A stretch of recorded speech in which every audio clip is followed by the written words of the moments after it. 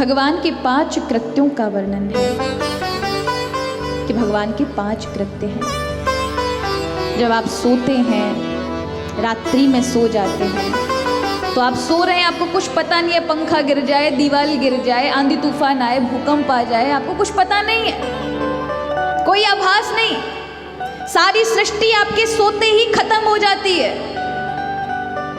सृष्टि का एक कण आपके पास नहीं होता है क्या? चाहे पूरा संसार आपके बगल से ही सो रहा हो, लेकिन आपको कुछ आभास नहीं है। आप उसी अंधकार में, तमश में विराजमान होते हैं जहां से शिव है। आप अपने स्वरूप में विद्यमान होते हैं, कुछ क्षण के लिए ही सही। जैसे कुएं के अंदर बाल्टी डालते हैं, पुराने जमाने में कुएं होते थे, लोग रस्सी से बांध के बाल्टी उसके अंदर डालते थे। तो बाल्टी डालते थे अंदर पानी के लिए, तो कैसे पता चलता था? अब वो तो ऐसे झुक के नहीं देखेंगे ना कि पानी भरा कि नहीं भरा। उनको पता होता 2 बार ऐसे उलझ करके बाल्टी डाली, ऐसे खींच के पटकी, वो अंदर गई, पानी भरा तो ढीली हो जाती है रस्सी। और ढीली हो जाती रस्सी, इसका अर्थ होता है जितना रस्सी अंदर डालते जाओ वो अंदर चलती जाएगी, ढीली हो जाएगी। तो समझ लेते हैं पानी भर गया, उसे निकाल लेते हैं ना, तुरंत खींच लेते हैं। प्रत्येक व्यक्ति रात्रि में समाधि अवस्था के ऊपर तल को छू कर आता है, पर क्योंकि स्वभाव में आध्यात्मिकता और वो साधना नहीं है, इसलिए भगवान तुरंत वहां से आपकी जो भरी हुई मटकी थी ना, जिसमें तुम डूबने का प्रयास कर रहे थे, उसे खींच लेते हैं जल्दी, तो तुम जाग जाते हो। और वो वहीं पर है तो तुम समाधि में चले जाओ। उन्हें पता है तुम्हें कब जगाना है, कब सुलाना है। आप अपने प्रयास से नहीं जागते हैं क्या? उसे सब पता, एक की खबर है किस किस को जगाना है, प्रत्येक प्राणी की। और यदि वो भूल जाएं जगाना, तो आपका क्या होगा? यहाँ दुनिया वाले तुम्हारा 4 लकड़ी लगा के आपको जला मिटा के सब निकाल देंगे। और आप पहुंचे प्रभु के पास, और प्रभु देखे, अरे तुम यहाँ कैसे? अरे प्रभु, वो क्या था ना, आपने आंख नहीं खोली तो घर वालों ने जला करके छुट्टी की। प्रभु कह रहे, अरे ये तो मेरे से बड़ी गड़बड़ हो गई, तुझे तो अभी 50 साल और जीना था, तू कैसे जल्दी आ गया यहाँ? और फिर आप ये कहो, अरे भगवान ये क्या किया आपने? आपकी एक छोटी सी भूल के चक्कर में या मेरा सब कुछ हो गया। लेकिन उसे सब पता है किसको कब जगाना है, कब सुलाना है। जो पल पल के लिए हर क्षण हमारी रक्षा कर रहे हैं, भीतर से श्वास दे रहे हैं, जीवन दे रहे हैं, वे शिव ही तो है। उनको आप कृष्ण कह लें, राम कह लें, वे परमात्मा शिव ही हैं। भगवान भी कहते हैं, जेहि पे कृपा करे नति पुरारी, सो ना पावई मुनि भक्ति हमारी। भगवान ने खुद कहा है, जिस पर भगवान भोलेनाथ की कृपा ना हो, उसे मेरी भक्ति प्राप्त नहीं हो सकती। जब आप भोलेनाथ को मना रहे हैं, भक्ति करो, अचानक राम जी के प्रति आपके अंदर करुणा जाग जाए, भाव जाग जाए, समझ लें शिव ने आपको आशीर्वाद प्राप्त करा दिया। आपके अंदर कृष्ण भक्ति जाग जाए, समझ लीजिए भोलेनाथ की कृपा आपके ऊपर हुई है। और यहाँ ब्रह्मा विष्णु आदि को 5 कृत्य बताने के उपरांत इस विद्वेश्वर संहिता यानी शिव महापुराण के अंदर 7 संहिताएं हैं। उन 7 संहिताओं में 24,000 श्लोक हैं। 7 दिन के अंदर शिव महापुराण नहीं कही जा सकती। और उन संहिताओं में भी बड़े बड़े रहस्य हैं महाराज। पहली संहिता है विद्वेश्वर संहिता, फिर है रुद्र संहिता, फिर है कोटि रुद्र संहिता, फिर उसके बाद है उमा संहिता, फिर कैलाश संहिता। ये कैलाश संहिता सन्यासियों के, ब्रह्मचारियों के लिए, वानप्रस्थियों के लिए बड़ी महत्वपूर्ण है। और प्राय कथाकार, कथावाचक कैलाश संहिता को नहीं बोलते। कभी अवसर मिला, ठाकुर जी की कृपा हुई तो कैलाश संहिता अवश्य सुननी चाहिए। जिस प्रकार से श्रीमद् भागवत कथा में दसम स्कंद के गोपी गीत का जितना महत्व है, उसी प्रकार कैलाश संहिता है। जिस प्रकार देवी भागवत में गायत्री महिमा के विषय में देवी भागवत के अंतर्गत जो प्रसंग आते हैं उसकी जो महिमा है, उस प्रकार की महिमा कैलाश संहिता की है। किस प्रकार वामदेव और कार्तिकेय के बीच में जो संवाद है वो कैलाश संहिता है। उसके बाद वायवीय संहिता है। इस प्रकार 7 संहिताएं और 24,000 श्लोकों में ये शिव महापुराण है, जिसमें हम विद्वेश्वर संहिता के अंतर्गत हैं। भगवान शिव साधन बताने के लिए, अब जब नियमों का जो वर्णन हो रहा है किस प्रकार से भक्ति की जा सकती है, तो कहा जो ओम का मंत्र का 1 करोड़ जाप कर ले तो उसे साक्षात महादेव भगवान की प्राप्ति होती है। कल आप सभी सुन ही चुके हैं। 5 लाख नमः शिवाय, कितना? 5 लाख। वैसे द्विज ब्राह्मणों को नमः शिवाय ऐसे बोला गया है, लेकिन जो ब्राह्मण नहीं है उनके लिए शिवाय नमः शिवाय नमः शिवाय नमः ऐसे जाप करना चाहिए। चलते फिरते आप शिवाय नमः का जाप कर सकते हैं। लेकिन यदि आप शुद्ध पूर्वक बैठकर इष्ट देव के समक्ष एकाग्र मन से माला जाप करते हुए अगर करते हैं तो नमः शिवाय का जाप करें। ओम लगाने की आवश्यकता नहीं है, क्योंकि साक्षात शिव ही ओमकार स्वरूप है। लेकिन यदि आप प्रणव मंत्र का यानी ओम का जाप करते हैं तो उसका भी एक विशेष प्रभाव है।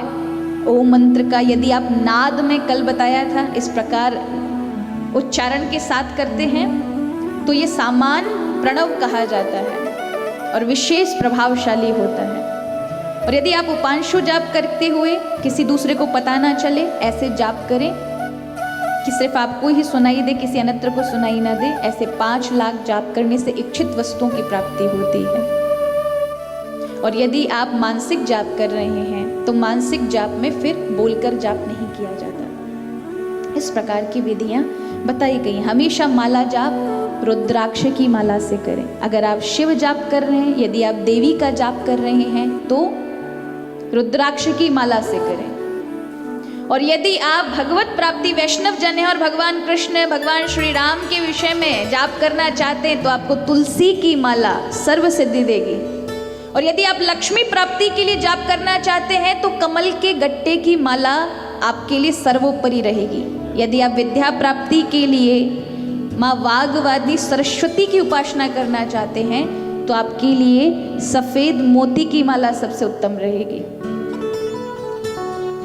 सफेद चंदन की माला भी आप उपयोग में ले सकते हैं। इस प्रकार से मालाओं का बड़ा विशेष वर्णन है।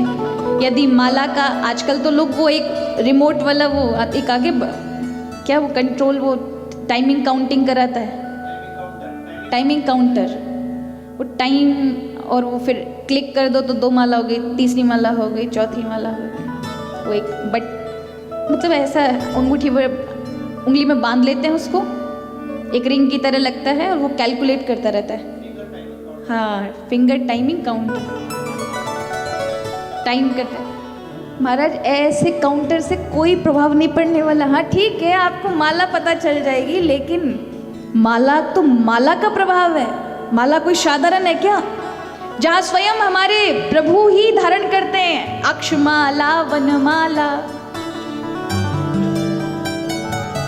सभी के हाथ में, माँ जगत जननी के हाथ में आप माला देखेंगे, भगवान शिव के महामृत्युंजय रूप में आप उनके हाथ में माला देखेंगे, योगियों के हाथ में हमेशा माला होगी, बड़े बड़े महात्माओं के हाथ में। तो क्या वो भी तो काउंट पकड़ सकते हैं ना? बहुत इजी है, पर नहीं, क्योंकि पता है माला प्रभाव करती है, क्योंकि वो ब्रह्म काष्ठ है, साधारण लकड़ी नहीं है। तुलसी कोई साधारण तुलसी नहीं है, कोई लकड़ी नहीं है, क्या है? ब्रह्म काष्ठ है। उसका स्पर्श ही होना भगवान के मार्ग तक ले जाने वाले क्षमता रखता है। और रुद्राक्ष भगवान शिव के नेत्रों से निकला हुआ अश्रु है। इसलिए हमारे यहाँ जब ऋषि मुनियों ने देखा कलयुग बढ़ गया है और सभी रोते हुए भगवान के पास गए कि हम अपनी उन्नति कैसे करें। तो भगवान करुणा से भर गए और उनके नेत्रों से जो जल की 4 बूंद गिरी, उन्हीं से 4 प्रकार के रुद्राक्ष बने। पीत वर्ण का जो रुद्राक्ष पीले रंग का है वो विप्र वर्ण का रुद्राक्ष माना जाता है। पीत और रक्त यानी पीला और लाल रंग मिश्रित वैश्य रुद्राक्ष माना जाता है। और जो लाल वर्ण में है वो क्षत्रिय और वो जो कृष्ण वर्ण में है वो शूद्र रुद्राक्ष वर्ण में आता है। ये 4 प्रकार के रुद्राक्ष भोलेनाथ की आंखों से निकले हैं।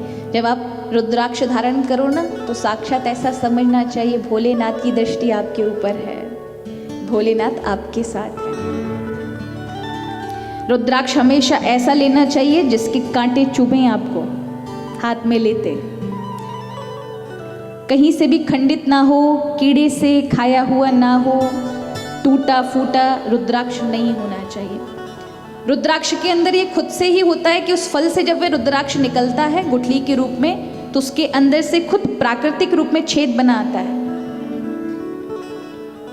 और जब भी आप रुद्राक्ष को देखें तो जो एक सबसे साधारण सरल तरीका है कि आपके पास रुद्राक्ष है अगर असली तो आप रुद्राक्ष को लें, ये हथेली का ये हिस्सा यहाँ पर रखें उस रुद्राक्ष को और दूसरे हाथ से उसे तेज से दबाएं, बहुत ताकत से। और जब आप उसे उठाएंगे तो उसमें ओम बनेगा। फिर उसे हर जगह से ही देखें, हर जगह से अगर ओम बनता है, कहीं से कट नहीं रहा है तो वो असली रुद्राक्ष है आपके पास। और जहां से वो कहीं से ओम छिन्न भिन्न होगा तो वो असली रुद्राक्ष नहीं, उसमें मिलावट है, क्योंकि रुद्राक्ष के अंदर स्वतः ही ओम बन जाता है। और जो मिलावट से बनाए गए होते हैं उनमें ओम नहीं बनता। 1 मुखी से लेकर के 14 मुखी तक रुद्राक्ष प्राप्त होते हैं, लेकिन 1 मुखी से लेकर 21 मुखी रुद्राक्ष भी प्राप्त होते हैं। सबकी विधि है किस प्रकार किस रुद्राक्ष को धारण करना चाहिए। 1 मुखी रुद्राक्ष साक्षात ब्रह्म माना जाता है, जो धारण करता है उसके अंदर स्वयं ब्रह्म की शक्ति का निवास हो जाता है। ये बहुत दुर्लभ होता है। कहा जाता है, शास्त्र कहते हैं या तो इंद्र के गले में होता है या किसी महापुरुष के गले में वो 1 मुखी रुद्राक्ष होता है। 2 मुखी रुद्राक्ष गौरी शंकर का स्वरूप है, उसे धारण करने वाले को समृद्धि की प्राप्ति होती है। 12 मुखी रुद्राक्ष को हमेशा केश पे धारण किया जाता है, इसलिए महात्माओं के बालों के केश में आप 12 मुखी रुद्राक्ष देखोगे, केश में लटका रहता है एक। या कई बार आप कुंभ जाओगे तो उनके बालों में केश के बीच में फंसा होगा, या यहाँ उन्होंने एक कवच की तरह उसको बांधा होगा। 12 मुखी रुद्राक्ष केश पे धारण करने से 12 आदित्यों का प्रकाश उसके ऊपर प्रकाशित होता है। यानी 12 सूर्य, जो 12 आदित्य हैं, हर महीने में एक संक्रांति पड़ती है और हर महीने का सूर्य का प्रभाव अलग होता है, इसलिए 12 आदित्य हैं।